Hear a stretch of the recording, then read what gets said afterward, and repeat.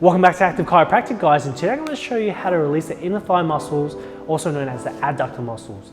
Now, when these muscles do get tight, it can cause you to turn your knees in and give you knock knees, compromising the positioning of your joints in the knees, joints in the hips, and your lower back as well. So it can cause pain in all these areas. Now, your glutes is the external rotator. So if you have really tight inner thigh muscles, it can switch off the glutes as well. So if you're an athlete, it's in your best interest to loosen these muscles up, because you're going to be looking for that explosive power and switching on your glutes. Try out these muscle release techniques out and see how you go. If you do a lot of barbell squats, you can definitely benefit from using the barbell as a massage tool and loosen up those inner thigh muscles, also called the adductors. Place your thigh close to the middle of the barbell. This will put minimal weight on your inner thigh. Start rolling the bar up and down the thigh slowly for 20 strokes and do this on each thigh 4 to 5 times. If you feel like there's not enough force on the thigh, use the end of the barbell on your thigh instead. This will add a lot more weight and pressure onto the thigh muscles. Please be careful, because if it's too much pressure, it can be very painful and even cause bruising in this area. Now, if you don't have a barbell or massage tool, you can use your forearm instead. Just sit on the floor with your massage knee pointed away from you and externally rotate that knee, exposing the adductor muscles and the inner thigh muscles. You can use your elbow or the blade of your forearm and lean into your inner thigh muscles. Now massage along the fibers of your muscles up and down the thigh. Do about 20 strokes and alternate on each thigh, and do this 4 to 5 times. By doing this, it can loosen up your inner thigh muscles, your adductor muscles that can cause knock knees, or even pull your knees in, which is quite dangerous when you do a barbell squat, and it's not very good for your knees. You can also use massage tools. This is a great tool I like to use on my trigger points. Some people even call trigger points knots. I'll put a link in the description box on where you can buy these massage tools. Trigger points can cause local pain, so in this case in the thigh, or even refer pain, so pain away from the area, for example the knee or even the hip. Trigger points can cause spasming in muscles as well, so it's best that you work on these trigger points. Just use the pointed part of the massage tool and press onto the trigger point and pivot over this area for 6 to 10 seconds, and then move to the next spot and return to these spots again 5 to 6 times. And make sure you do this on both thighs. And this is how you release the trigger point, or a knot. Now, it's very important to massage, but it's equally important, if not more important, to stretch out these adductor muscles as well, to release these muscles and tension in this area.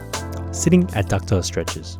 This is one of the best stretches to start off with to increase range of motion in the hips and reduce tension in the adductors, pulling the knees inwards. Just sit on the floor and bring your feet together and pull your feet towards your body as close as possible. Now, with your forearms, push your thighs down and lean your body forward.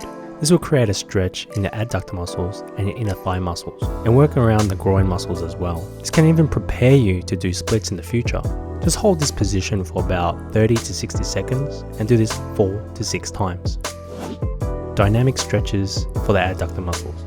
Some people might call this butterfly stretches. Start off by staying in the same position in the previous stretch. This is one of the best warm-up stretches you can do, especially if you do a lot of kicking sports, for example soccer or football, as it can prevent groin injury as well. And of course, it can open up the hips and loosen up those inner thigh muscles that can help you with your barbell squats and other sports, for example powerlifting and Olympic weightlifting. Just sitting in the same position in the previous stretch, bring your feet together and bring it close to your body as close as possible. And move your thighs down to the point of stretch and back up again. Do it nice and controlled. Make them look like butterfly wings. That's why some people call this stretch butterfly stretches. Do this for about 30 seconds to a minute, 3 to 4 times. Once again, this is a great warm up for your muscles and tendons, as it gets the blood flowing into these areas and make the movement easier and easier, and even prevent injury, of course. Prone adductor stretches, also known as the frog pose stretches.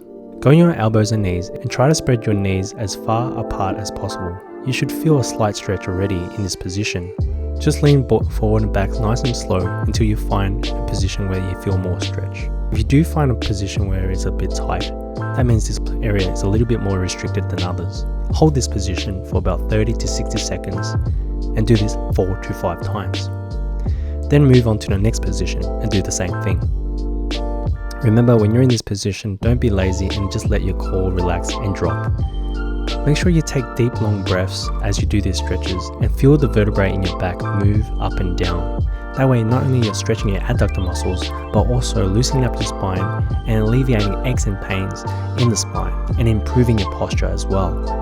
And of course, once you're ready, you can do side splits. Here I am trying to do side splits. Maybe slowly in the future I'll get there one day. Once you get to this stage, it's just in a matter of time where you do get the splits. It is important to place the inner part of your foot on the floor and make sure your toes are pointing forward. This is the best way to create a more effective stretch on the adductor muscles or the inner thigh muscles. If you're pointing your toes to the ceiling or upwards, you're stretching your hamstrings as well and not focusing the stretch onto the inner thigh muscles. The side splits is of course really good for the groin muscles and the inner thigh muscles, therefore preventing knocked knees and increasing range of motion of the hips. Remember to hold the side splits for about 30 seconds to 60 seconds and do this 4 to 5 times. Once again guys, thanks for watching. In my previous video, the hamstring release video, I have a person by the name of Red Ball asking me, I have trouble bending forward with my legs straight. There is pain that radiates all the way down my feet.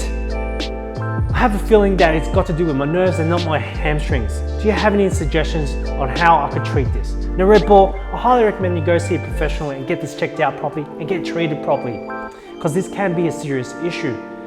If you can't, try out my sciatica nerve flossing video. This video might be able to help you out, but use it sparingly. Now for you guys, if you have pain in the thigh or at the back of the thigh, check out my hamstring release video. That video will definitely be able to help you out with any thigh pain or posterior thigh pain. Remember to support my channel, hit subscribe, hit like, comment below if you have any questions, and I'll see you guys in the next